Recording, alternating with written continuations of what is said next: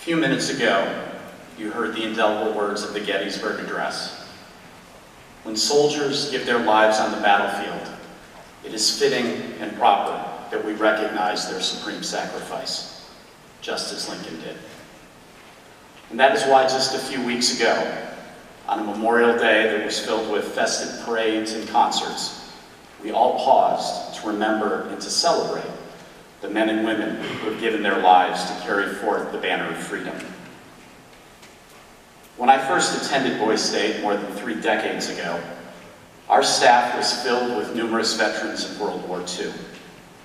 The stories I heard from those staff members, great men like Ted Williams, Tony Badamo, Joe McCraith, Bob Gaither, John Mahoney, just to name a few, have stayed with me vividly since the first time I heard them, and they always will. The veterans of that war are now at least in their 90s, and the vast majority of them have passed away, and many more are dying each and every day. Tom Brokaw labeled them the greatest generation. They were the generation that stormed the beaches and freed the captives and delivered us from evil. And perhaps more than any other, they were the generation that showed us that freedom is never free. This January, this great country and Premier Boys State lost another World War II veteran. Art Roars was a member of the Navy during World War II. He was a distinguished commander of the American Legion, and he was a member of our staff for many, many years. Those of us who knew Art miss him dearly. But we know that this week, Art is smiling down upon us with a particularly big smile.